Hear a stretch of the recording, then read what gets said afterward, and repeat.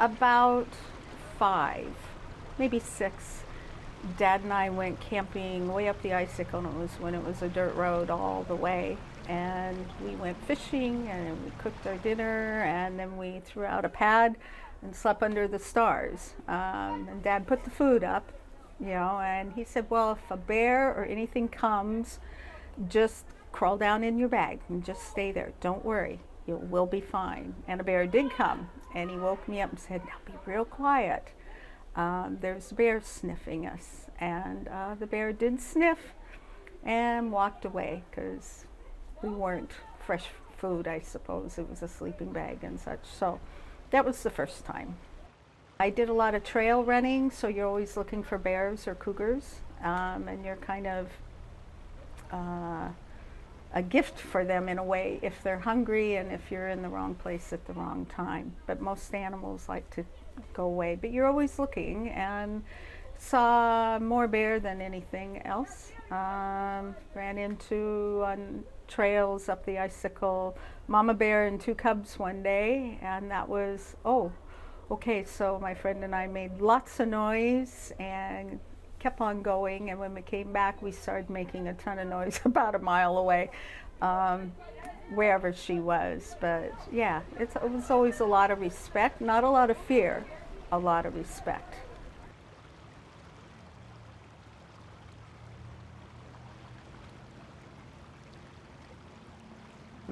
The flue going upstairs became a haven for yellow jackets, and it was the end of October, and the yellow jackets were laying their larvae. We put this together way after the fact, and she was going up for that larva. The 2 days earlier, late in the afternoon, she had been here on a Thursday. Too late to call the city. Should have left a message. That had been fine, and I was gone the next day, and then this happened on Saturday. I came out with Pepper. It was 6:30, pretty typical timing. Went up the stairs there, and I stood on top of the stairs on the concrete and watched him go do his thing. The outside lights come on, and I must have heard something because I turned a bit, and at that point she must have slammed me to the concrete. It totally knocked me out. It laid open the back of my head all the way across. And while I was out, she clawed my leg, which to this day, those spots are very tender. That's just so deep. She clawed across my pelvic region a couple of times, tore a lot open,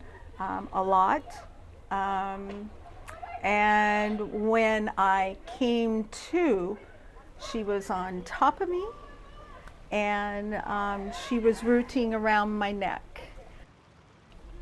I woke up enough, and it ticked me off. And that's when I gave her a right hook, and I hit her real hard, and she didn't like that. And then I gave her a left, and she really didn't like that, and she kind of shook, and then she just backed off slowly, and she turned around and walked away. And I went, whoa, okay. I had no idea to the extent of my injuries at that time, none whatsoever. Bears kill by getting the femoral artery or the carotid artery. She went after both. I'm very lucky, but that is how they kill. She missed my femoral by a hair, or I would have bled out. And she didn't get to my carotid because I woke up and I gave her a right punch. I was bleeding an awful lot. My head was open and it was just spinning. I couldn't hardly find a way to walk straight. But I decided the hospital's right there, my car's right there, my dog's right there. I'll go get my keys and drive to the hospital. I can get there quicker than calling 911. I mean, I'm lucky in so many ways. Very lucky. It was and has been a very long recovery.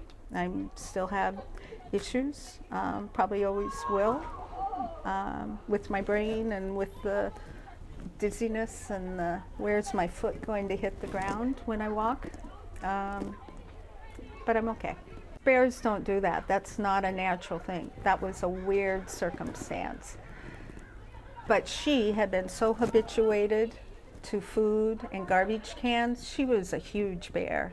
She was almost 300 pounds, somewhere in there. That's because of the garbage. 10 minutes after she attacked me, she was caught on video up at Yodeland trying to get into food. I probably drove right past her. The habituated ones, yeah, they're worrisome, but regular bears, no, they're not. No. My neighbors up here got the first bear can, and that was a good thing because those cans were getting knocked over all the time. Certainly have a bear-proof can. Number one, if you have garbage, you have a bear-proof can. If you don't, shame on you. You can take that out. But really, it's vitally important in this community. There are so many cans all over. This bear is gone because it was so habituated to food. And they're trying to, get all the weight on that they can before winter. Bear-proof cans, just being very aware of things around you. Not leaving bowls of dog food out, bowls of cat food out, anything like that. They smell it. They're just amazing creatures that can find anything. So I guess that's the top of the list. I think of all the tourists that go walking through. When I sat here on this deck and watched people come down one day, there was last summer, mama bear and 2 cubs, and the woman came down in just a little tube, and she was going towards her wanting to get a picture.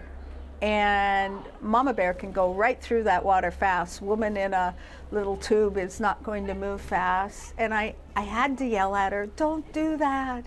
You're putting yourself in real peril." And I've done that more than once off of this deck. So there's a lot of concern, especially as the season gets really going. And I know the city feels that way. I know Fish and Game feel that way.